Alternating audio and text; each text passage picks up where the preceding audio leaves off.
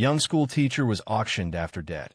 Until a silent gunslinger bid his last dollar, she stood on that auction block like livestock, her father's debts carved into her flesh, until a stranger with dead eyes placed his last dollar on her soul.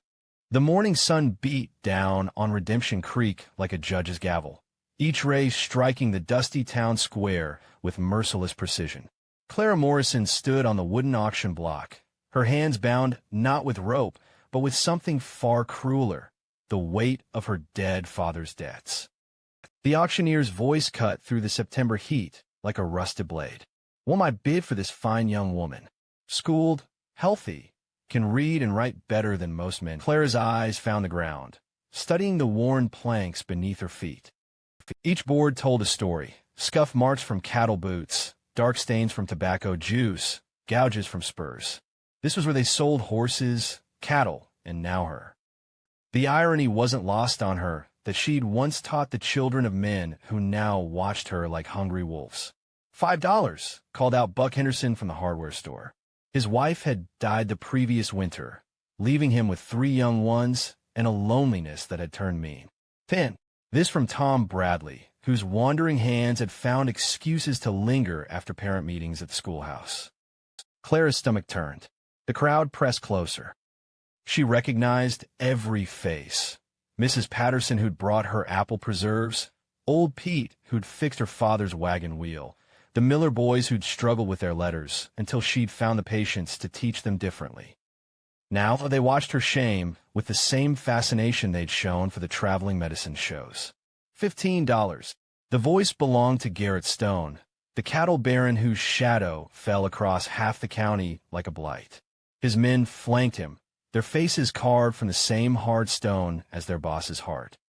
Clara had heard whispers about Stone's household, how his previous wife had died under mysterious circumstances, how the Mexican girl who'd worked his kitchen had vanished one winter night.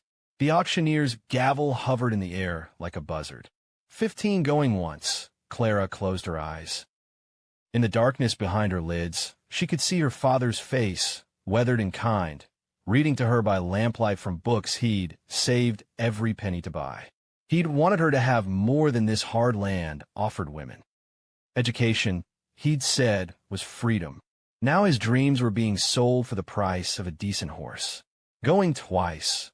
A voice cut through the crowd like a blade through silk. Not loud, but somehow it silenced every other sound in the square. Even the wind seemed to pause. $20. Clara's eyes snapped open. At the back of the crowd, a man stepped forward. Tall and lean, he wore a duster coat that had seen too many miles and carried too much dust. His hat brim shadowed his face, but she could see the hard line of his jaw, the way his hand rested easy on his gun belt like an old friend. The crowd parted as he walked, their whispers following him like tumbleweeds. Clara had never seen him before, but she recognized the type, a gunslinger drifting through town like smoke through a broken window. 25. Stone's voice cracked like a whip. He wouldn't be outbid by some nameless drifter. The stranger reached into his coat with deliberate slowness. Every man in the square tensed, hands drifting toward their own weapons. But what he pulled out wasn't iron.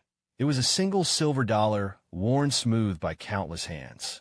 He held it up so the sun caught its surface, sending light dancing across the watching faces. $25 and 1. That's only $21, stranger, the auctioneer called, sweat beading on his forehead. The gunslinger's voice carried across the square, quiet as distant thunder. This dollar's worth more than all the paper money in this town. It's the last one I got. Something in those words made Clara's breath catch. Not the amount, though $21 was more money than she'd seen in years, but the weight behind them. This stranger was betting everything he had, and she didn't even know why. Stone's face darkened. $30.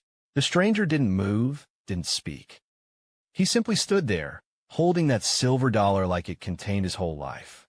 30 going once. The auctioneer looked between Stone and the stranger, sensing the current of something dangerous flowing between them. Going twice, Clara found herself holding her breath, caught between terror and something that might have been hope. Stone's money would buy her a life of misery, but at least it was a life. This stranger, she didn't know what he offered, only that his eyes, when she finally glimpsed them beneath his hat brim, held shadows deeper than graves. The gavel began its descent, and stopped. The stranger stepped onto the platform, his spurs singing a funeral song against the wood. He placed the silver dollar on the auctioneer's table with the gentleness of a man laying flowers on a grave. $25.01, he repeated, all I got in this world. The auctioneer looked at Stone, whose face had gone white with rage. But even Garrett Stone wouldn't draw iron in a crowd this size, not against a man who wore his guns like they were part of his bones. The gavel fell. Sold. Clara's knees nearly buckled as the ropes around her wrists were cut. The stranger didn't look at her, didn't speak. He simply stood there while the crowd began to disperse, their entertainment finished. Stone pushed through the thinning crowd, his men behind him.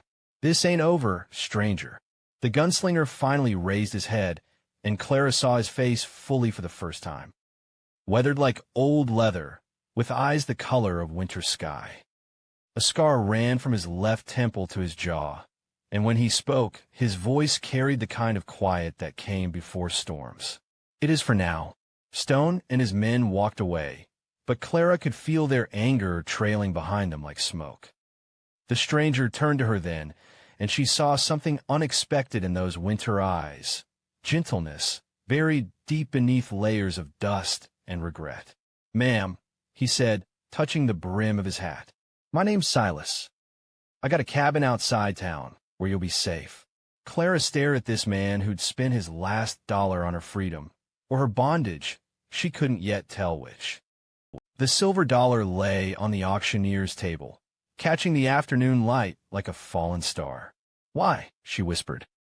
Silas looked at her for a long moment, and she thought she saw something break behind his eyes, like ice cracking on a winter pond. Because sometimes, he said, a man's got to buy back what he lost, even if it ain't the same thing twice. He walked away then, expecting her to follow. Clara looked back once at the town square, at the faces still watching from windows and doorways, at the life she was leaving behind. Then she followed the stranger into whatever waited beyond the dust and shadows, carrying nothing but questions and the strange weight of being worth exactly $25 and one man's last hope. He paid $25 for her freedom, then walked away, leaving her to wonder if kindness was just another kind of cage. The walk to Silas's cabin stretched like a prayer between them, filled with the kind of silence that weighed more than words. Clara's feet found rhythm with his, their shadows merging and separating on the dusty trail that wound away from redemption. Behind them, the town grew smaller until it looked like something a child might build with blocks, then abandon when the game lost its charm. The cabin sat in a grove of cottonwoods, their leaves already touched with autumn's gold. It was smaller than Clara had expected, built with the careful hands of a man who understood that shelter meant more than walls and a roof. A vegetable garden stretched along the south side, neat rows of late tomatoes and squash heavy with the season's last gifts. Silas stopped at the porch steps, his hand resting on the weathered rail. There's a room in the back, he said without looking at her. Got its own door to the outside. You can bar it from the inside if it makes you feel safer. Clara studied his profile, the way he kept his distance, as if she were a wild animal that might bolt. What do you expect from me?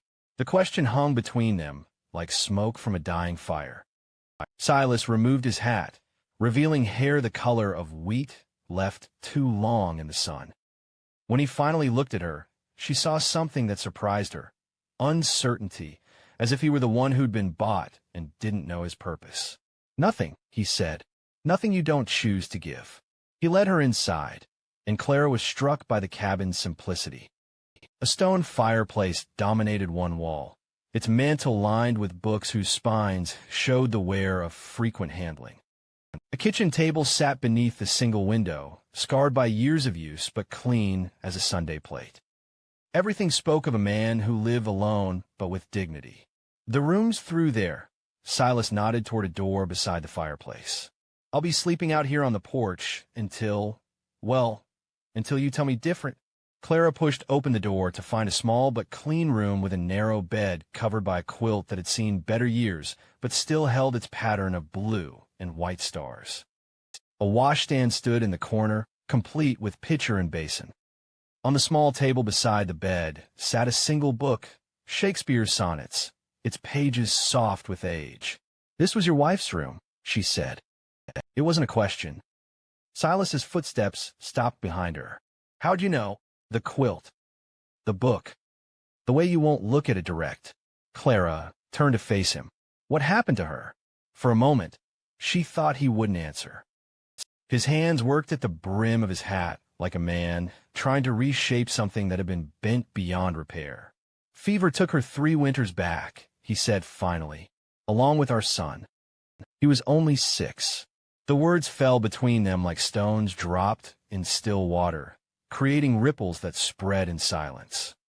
Clara understood now why he'd bought her, not for what she could give him, but for what she might help him remember of the man he'd been before grief carved him hollow. That first night, Clara lay awake listening to the sounds of the cabin settling around her, the whisper of wind through the cottonwoods, and something else, soft footsteps on the porch, pacing like a sentry keeping watch against ghosts. Days folded into each other with the rhythm of autumn. Silas rose before dawn to tend his horses, a paint mare and a bay gelding that had seen too many hard miles. Clara found work in the garden, harvesting the last of the vegetables with hands that remembered her mother's teachings about coaxing life from stubborn ground. They spoke little those first weeks, but Clara began to learn the language of Silas's silence. The way he paused when passing the empty cradle in the corner of the main room, how his hand would drift to his gun when riders passed on the distant road, the careful distance he maintained as if she were made of glass that might shatter at a careless touch. She discovered other things, too. How he left food for the injured fox that denayed beneath the porch. The way he read by candlelight each evening, his lips sometimes moving with the words as if he were sharing them with someone who could no longer hear. The scars on his hands that spoke of violence, and the gentleness with which he mended a bird's broken wing. "You read to them," Clara said one evening, watching him turn the pages of a worn copy of Whitman's poems. "Your wife and son." Silas looked up from the book, candlelight flickering across his weathered face. "Every night." Mary said it was the only way to make the words come alive, to give them breath. "What was his name?" "Your son, Samuel." The name came out soft as a prayer. Sam. He had his mother's eyes and her laugh. Could make friends with any creature that walked, crawled, or flew. Clara moved to the kitchen table, drawn by something in his voice that sounded like the first crack in winter ice. "Tell me about them." And slowly, like a man learning to walk again after a long illness, Silas began to speak. About Mary's garden and how she could make anything grow. About Sam's collection of interesting rocks and his habit of naming every animal within miles of the cabin. About winter evenings when they'd huddle by the fire, taking turns reading aloud while snow painted the world clean outside their windows. "They died while I was gone," he said finally. "Took a job driving cattle to Kansas. Thought the money would buy us a better piece of land, maybe closer to town where Sam could go to school proper." His hands stilled on the book's pages. "Came back to find graves I had to dig myself." Clara's chest tightened with recognition of that particular kind of grief, the guilt that came with loving someone you couldn't save. "That's when you started carrying the gun for money. Seemed fitting. Life took everything good from me, so I'd make my living taking life from others. Told myself it was justice, but justice don't pay in silver dollars." He looked at her across the small table. "How'd you know?" "The way you wear it. Like it's part of you, but a part you hate." Clara reached across the table, not quite touching his scarred hands. "Why did you buy me, Silas?" Really, the question had lived between them for weeks, growing heavier with each shared meal, each careful kindness he showed her. Silas closed the book, his thumb tracing its worn spine. "Because I couldn't save them," he said. "And watching you on that block, seeing how you held your head up even when they treated you like livestock, I thought maybe I could save someone this time." Maybe that would mean something. And now, Silas met her eyes, and Clara saw something there that hadn't been present when he'd first placed that silver dollar on the auctioneer's table. Hope, fragile as new grass, but real as the scars on his hands. Now I think maybe we're saving each other.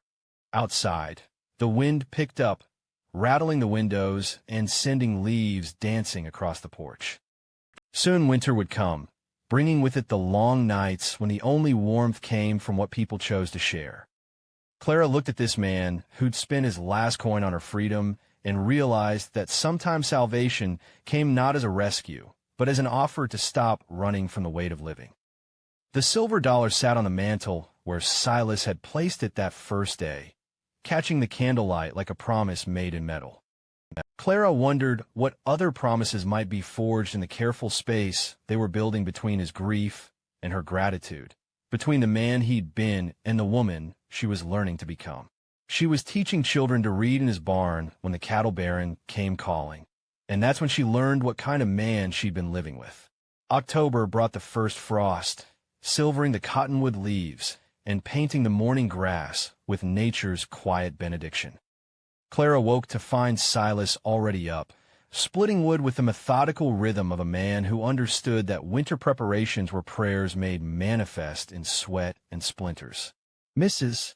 Henderson came by yesterday, while you were checking the horses, she said, wrapping her shawl tighter against the morning chill. Her boy Tommy's fallen behind in his letters. She asked if I might teach him some. Silas paused mid-swing, the axe blade catching the early light. What did you tell her? That I'd think on it. Clara studied his face, looking for signs of the possessiveness she'd learned to read in men's eyes. Instead, she found something that looked almost like relief. The barn would work for lessons. If you don't mind. Mine. Silas set the axe aside, wiping his hands on his work pants. Clara, you were born to teach. Watching you wither away without it is like watching a river try to run backward. Within a week, the barn had been transformed into something resembling a schoolroom.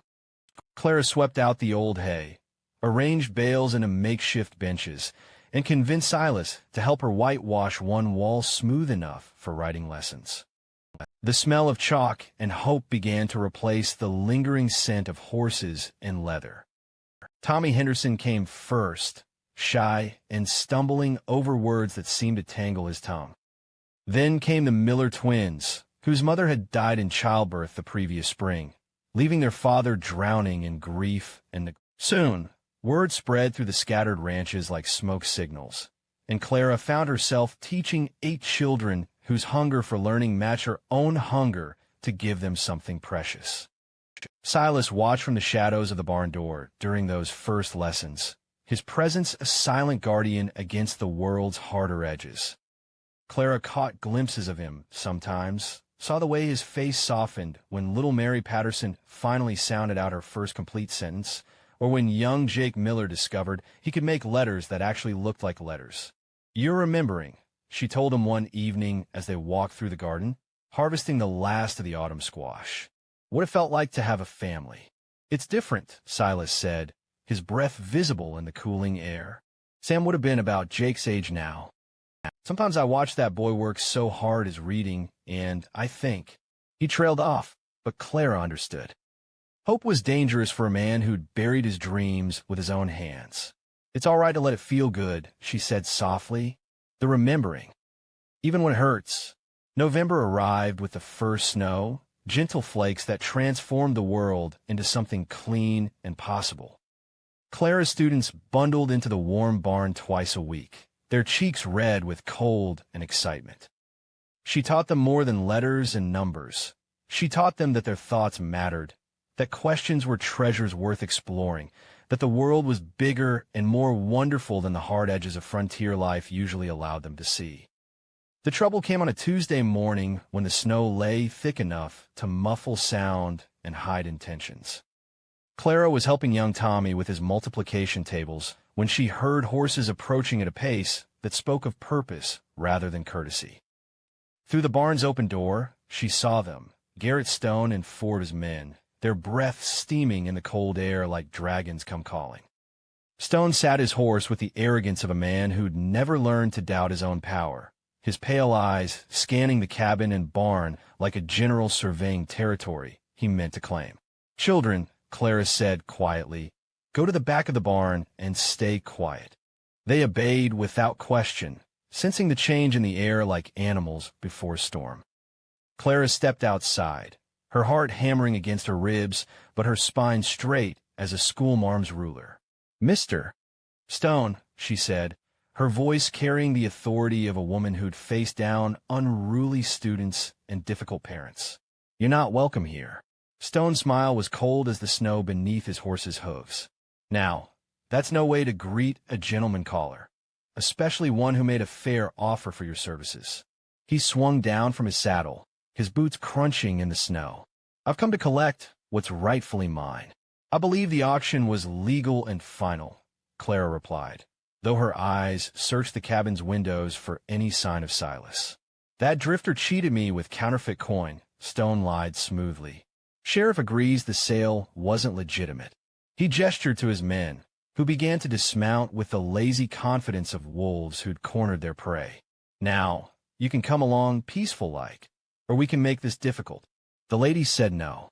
The voice came from behind Stone, quiet as falling snow, but carrying the kind of certainty that made smart men reconsider their choices. Stone spun around to find Silas standing in the shadow of the cottonwoods, his hands hanging loose at his sides but ready. "The famous Silas Creek," Stone said, recognition dawning in his eyes. "Heard you'd gone soft, turned your back on the profession that made your name." Clara's breath caught. Silas Creek. She'd heard that name whispered in saloons and around campfires, a gunfighter whose reputation was built on unmarked graves and widows' tears. The man who'd bought her freedom, who read poetry by candlelight and mended broken birds, was a legend written in blood and gunpowder.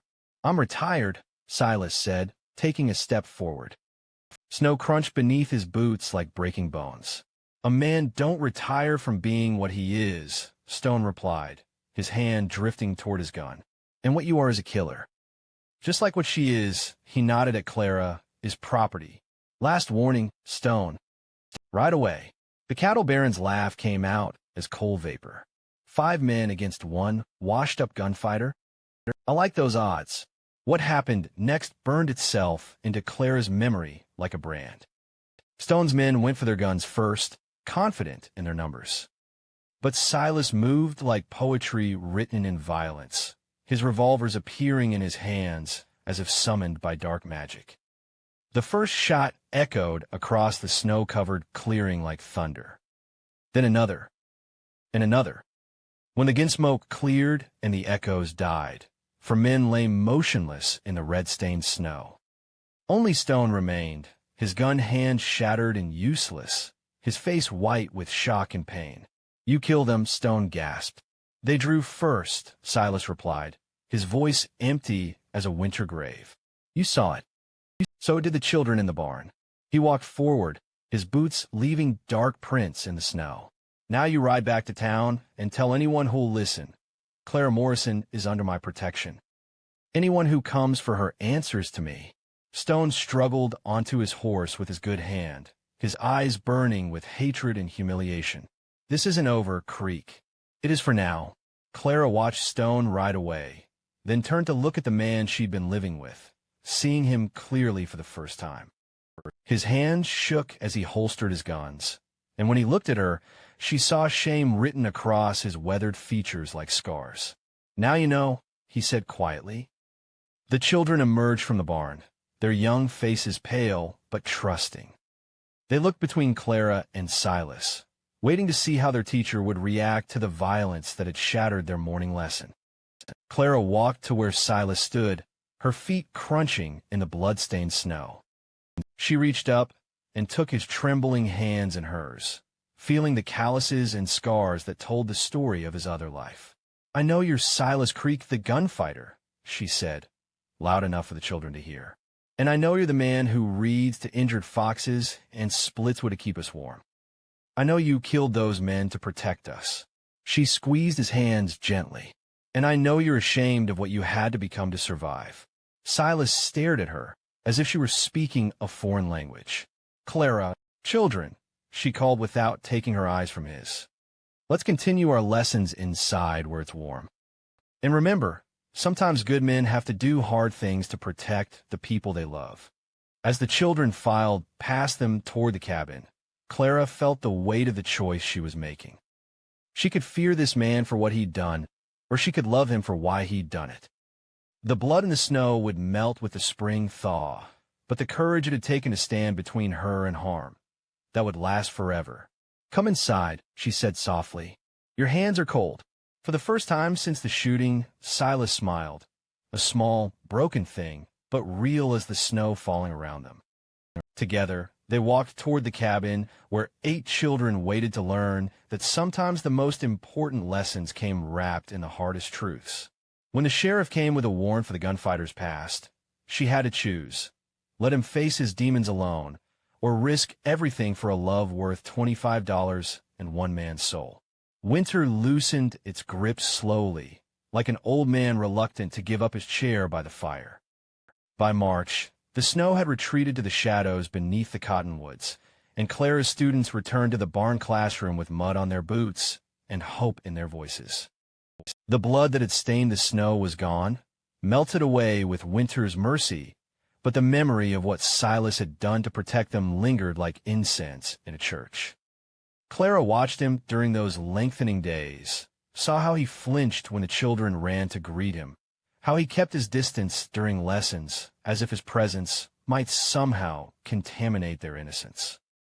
The man who had once read poetry to injured foxes now seemed afraid of his own shadow.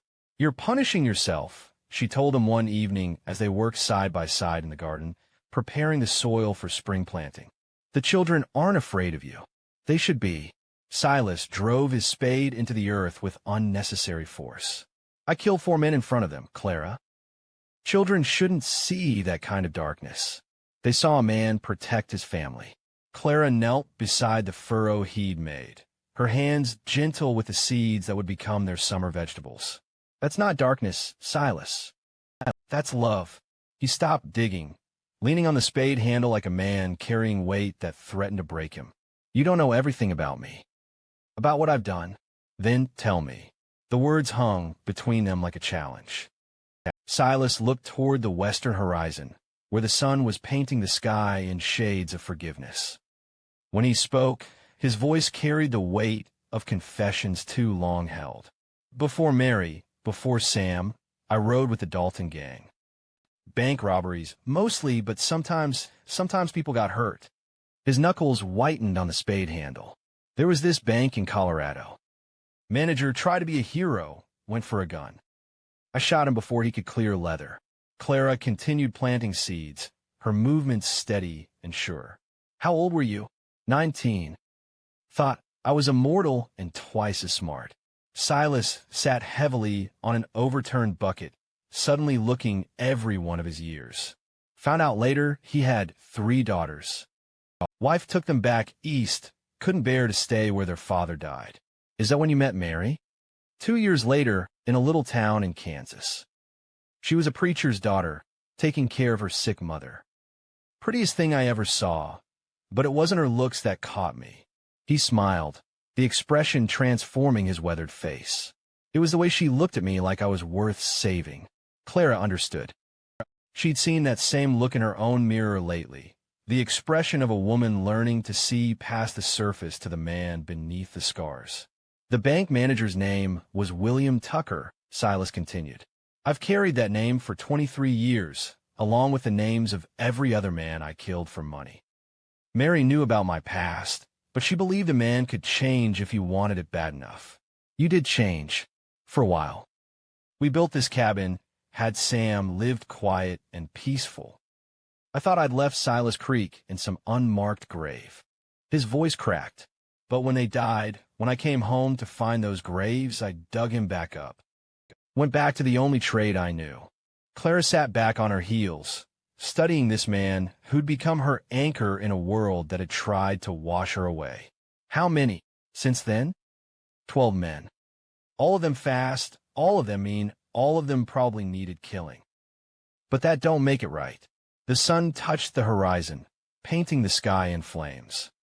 Clara reached across the small distance between them and took his dirt-stained hands in hers. Silas Creek might have pulled the trigger, she said softly. But the man who bought my freedom, who reads to children and tends wounded animals, that's who you really are. The rest is just what you had to become to survive. Before he could respond, the sound of approaching horses cut through the evening quiet. Not the urgent pace of trouble, but the steady rhythm of official business. Clara and Silas stood together, watching as three riders emerged from the cottonwood shadows. Sheriff Bill Morton rode in front, his badge catching the last light. Behind him came two federal marshals, their faces grim with the weight of legal purpose. Clara's heart sank like a stone in deep water. "Evening, folks," Morton said, dismounting with the careful movements of a man who'd rather be anywhere else. "Sorry to disturb your supper preparations." "Sheriff." Silas stepped slightly in front of Clara, an instinctive protection that spoke louder than words. One of the marshals, a thin man with cold eyes and a carefully waxed mustache, pulled a folded paper from his coat. "Silas Creek, you're under arrest for the murder of William Tucker, Glenwood Springs, Colorado, 1871. Also wanted for questioning in connection with multiple bank robberies and associated deaths." The words hit Clara like physical blows. She'd known this moment would come eventually. Men like Silas couldn't hide forever from the ghosts they'd made. "I won't run," Silas said simply. "Let me get my coat." "See us." "No." Clara caught his arm, her fingers desperate on his sleeve. "There has to be another way." "Clara." He turned to her, his winter eyes soft with a love he'd never spoken aloud. "I've been running from this for 23 years. Maybe it's time to stop. The children need you." "I need you." Sheriff Morton cleared his throat uncomfortably. "Ma'am, I'm sorry, but the law's the law. Federal warrant supersedes local jurisdiction." Clara looked at the sheriff, a man she'd known since childhood, whose own son had struggled with reading until she'd found the patience to help him. Behind him, the federal marshals sat their horses like statues carved from judgment and bureaucracy. An idea formed in her mind, dangerous and desperate, but born from the same courage that had carried her through the auction block with her dignity intact. "Sheriff Morton," she said, her teacher's voice carrying across the clearing. "What's the statute of limitations on bank robbery?" The thin marshal answered before Morton could speak. "There isn't one for murder, ma'am." "I wasn't asking about murder." Clara stepped forward, her chin raised in defiance. "I was asking about robbery. Because if Silas Creek robbed that bank, and if William Tucker died trying to stop him, then the question becomes whether it was murder or self-defense. Ma'am, with all respect, you weren't there." "No," Clara agreed.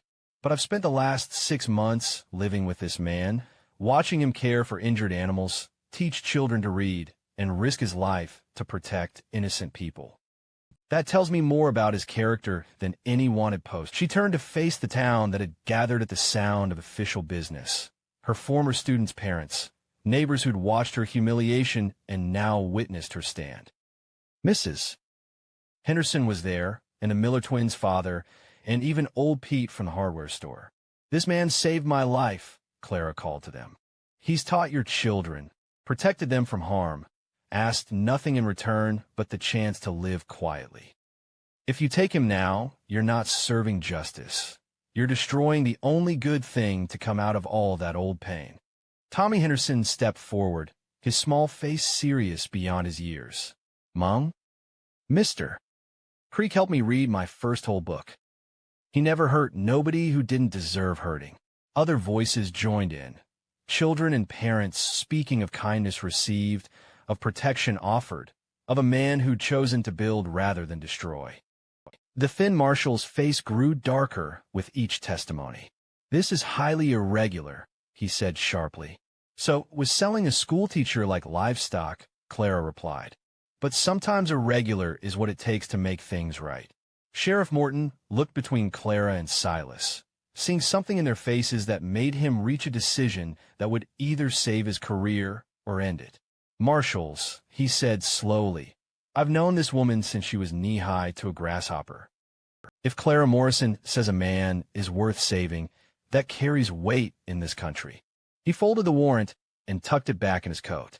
Seems to me you might have the wrong man. Silas Creek was a killer, sure enough. But this here's just a retired rancher who minds his own business and helps his neighbors. The thin marshal's face went white with rage. Sheriff, you're interfering with federal law enforcement. I'm exercising local discretion, Morton replied calmly. Far as I can see, you got no proof this man is the Silas Creek you're hunting. A lot of men use the name Creek in these parts. It's common as dirt. Clara held her breath as the marshals considered their options. Finally, the thin one gathered his reins with sharp, angry movements. This isn't over, he said. We'll be back with more evidence. You do that, Morton replied. And next time, bring a better warrant. As the marshals rode away, their backs stiff with frustrated authority, Clara felt Silas's arms come around her from behind. She leaned into his strength, feeling the rapid beat of his heart against her back. Why? He whispered in her hair. Clara turned in his arms, seeing her own future reflected in his eyes. Not the broken woman who'd stood on an auction block, but someone worth $25 and a man's last hope. Because sometimes, she said, echoing the words he'd spoken that first day, a person's got to fight for what they found, even if the whole world says it ain't theirs to keep. As spring deepened into summer, Clara's classroom moved from the barn to the shade of the cottonwoods. Silas built proper benches and a blackboard, and sometimes he'd sit in the back during lessons, his presence a reminder that protection could be gentle and strength could choose mercy. The silver dollar still sat on the mantel, catching the light through seasons of growth and harvest. But it no longer represented the last of anything. It had become the first, the seed from which a new life had grown in soil that everyone had thought too barren for love. And in the evenings, when the children had gone home and the chores were done, Clara and Silas would sit on their porch and read to each other from worn books, their voices joining the whisper of wind through leaves, adding their own chapter to the endless story of people who'd learned that sometimes the most valuable things couldn't be bought or sold. They could only be chosen, cherished, and shared.